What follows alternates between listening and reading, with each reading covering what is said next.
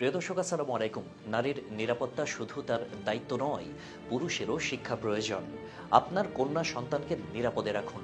গত কয়েকদিনে এই শিরোনামের অসংখ্য লেখা দেখলাম, যেখানে ভীত চিন্তিত মায়েদের উদ্দেশ্যে পরামর্শ থাকে কিভাবে মেয়েকে আগলে রাখতে হবে, তাকে কিভাবে পর্দা করতে শেখাতে হবে, কিভাবে সে নিজেকে রক্ষা করবে, ইত্যাদি ইত্যাদি। একটা অদ্ভুত শিহরণ নিয়ে সেগুলো পড়ছিলাম, কিন্তু কোনো ছেলের মাকে দেখলাম না ছেলেকে ছোটবেলা থেকে নারীদের সম্মান করতে শেখাবেন যেভাবে, বা ছেলেকে দৃষ্টি সংযত রাখতে শেখান এই শিরোনামে কোনো দীক্ষা লিখতে। কিন্তু কেন কেন শুধু মেয়েদেরই শেখানো হবে কিভাবে তারা নিজেদেরকে রক্ষা করবে? কেন ছেলেদের শেখানো হবে না কিভাবে তারা অন্যকে নিরাপদ রাখবে? অধিকাংশ তথাকথিত সমাজ সংস্কারকেরা, বিশেষ করে যারা দ্বীনের কথা বলেন, তারা মেয়েদের পোশাক, পর্দা, মাহরাম, গায়রে মাহরাম নিয়ে নিয়মের পর নিয়ম বেঁধে দেন, কিন্তু ছেলেদের দৃষ্টি সংযত রাখা বা চরিত্রবান হওয়া নিয়ে তেমন কিচ্ছু বলতে খুব কমই শোনা যায়। 4 বিয়ে নিয়ে দার্শনিক আলোচনা হয়, তারাবির নামাজ 8 নাকি 20 রাকাত সে নিয়ে গবেষণা হয়, দ্বীনি নারীদের ঠিকঠাক পথে রাখতে ফেক আইডি দিয়ে নজরদারি হয়, কিন্তু ছেলেদের জন্য বিশেষ কোনো শিক্ষা, ওয়ার্কশপ বা প্রতীকী উদ্যোগ দেখা যায় না।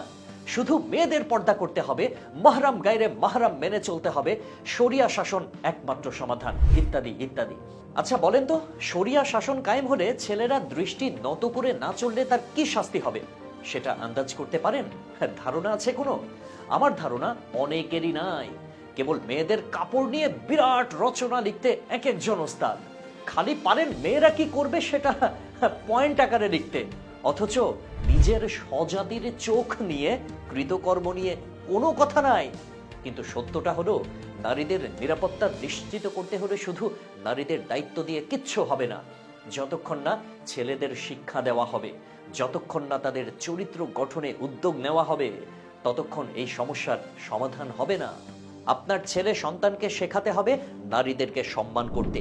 একটা মেয়ের মা সারা জীবন চেষ্টা করলেও তাকে শতভাগ নিরাপদ রাখতে পারবে না যদি ছেলেদের মা বাবারা তাদের সন্তানকে শেখাতে ব্যর্থ হন কিভাবে নারীদের সম্মান করতে হয়।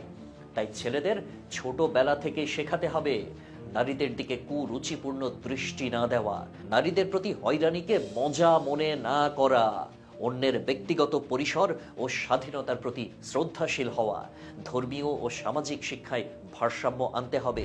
ইসলাম নারীদের যেমন পর্দার নির্দেশ দিয়েছে, তেমনি পুরুষদেরও দৃষ্টি সংযত রাখতে বলেছে, কিন্তু আমরা পর্দার আলোচনা বিশদভাবে করি, অথচ দৃষ্টি সংযত রাখার প্রসঙ্গ তুললে নীরব থাকি। শাস্ত্রীয় দৃষ্টিকোণ থেকে কি দৃষ্টি সংযত না রাখার কোনো শাস্তি নেই? যদি থাকে তাহলে কেন তা প্রচার হয় না? আমাদের সমাজে অনেক সময় অপরাধ বা কুরুচিপূর্ণ মানসিকতার কারণ হিসেবে ছেলেদের দোষ দেওয়া যাবে না, এই ধরনের বক্তব্য প্রচার করা হয়, কিন্তু বাস্তবতা হলো এই মানসিকতা তৈরি হয় শৈশব থেকেই। পরিবারের ভেতরেই ছেলেরা শেখে নারীদের প্রতি তাদের দৃষ্টিভঙ্গি কি হবে। যদি ছোটবেলা থেকে শেখানো হয় নারীদের মানুষ হিসেবে সম্মান করতে, তাহলে ভবিষ্যতে অপরাধ প্রবণতা কমবে। আমরা চাই ধর্মীয় বক্তারা, সমাজ সংস্কারকেরা, অভিভাবকেরা সবাই সমানভাবে দায়িত্ব নিক। মেয়েদের নিরাপদ রাখার উপদেশের পাশাপাশি ছেলেদেরও শেখানো হোক কিভাবে একজন ভালো মানুষ হওয়া যায়। এই দায়িত্ব এড়িয়ে গেলে ভবিষ্যতে সমাজ আরো ভয়ঙ্কর হয়ে উঠবে।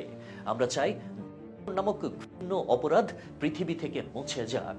আল্লাহ যেন আমাদের সন্তানদের, আমাদের সমাজকে এই অভিশাপ থেকে রক্ষা করেন।